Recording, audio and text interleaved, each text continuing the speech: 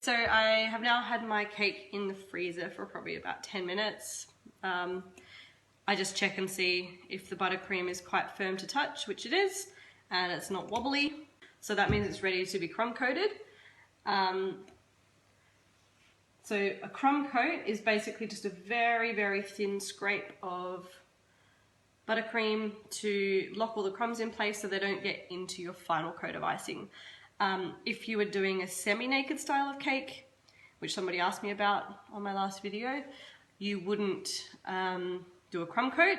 The crumb coat is your final finish. So you would have to obviously take a bit more care there, not to scrape too many crumbs to make them visible, because then it doesn't look quite as nice and clean as you want it to. So I just basically start by scraping a thin layer up and down. I just go all the way around. It doesn't have to be perfect like this, because obviously we're going to then use the scraper and spread the icing around, and we can go back and fill in any gaps at that point.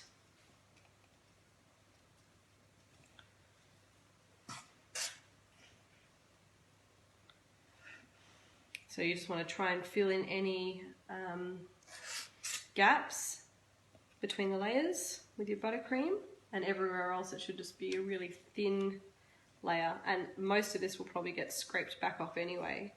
But that's one of the things with buttercream cakes, you have to have too much buttercream rather than not enough to get a nice clean finish. Something that I've learnt the hard way many times.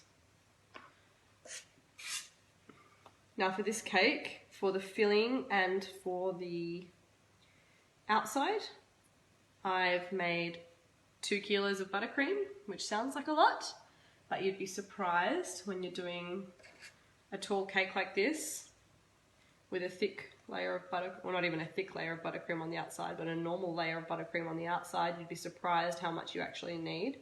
I probably got a little bit too much here. I'll probably have some left over, but I knew that if I only did a kilo, that I wouldn't have enough.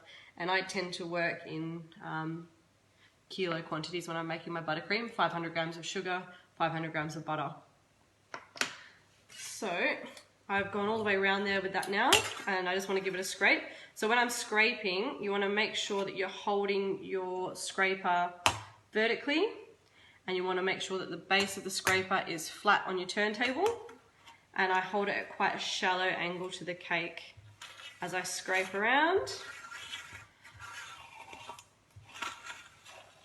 You can see quite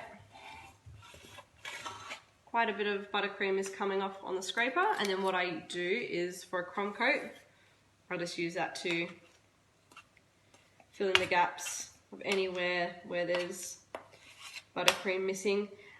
This layer doesn't have to be flat and smooth, but the main thing is you want all of your cake to be covered with icing, otherwise crumbs will get through, and also your cake can dry out a bit if it's not all sealed.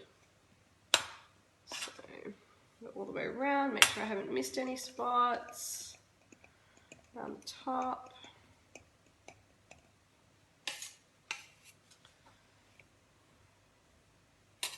Give it another scrape.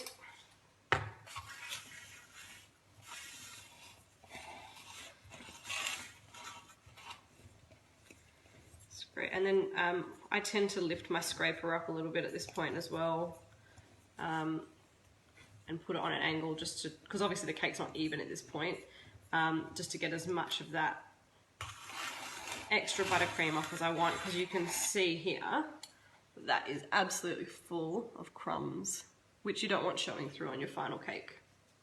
So then I can use that for the top part. Spread it out again as thin as you can.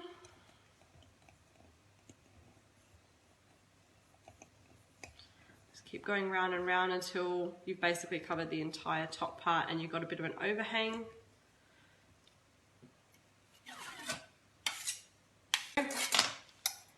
And then back with the scraper just to get that overhang. Like that. Scrape it off. and then just flatten out that edge. I'm not being neat at all here. I don't need to be because this will all get covered up with a fresh layer of buttercream.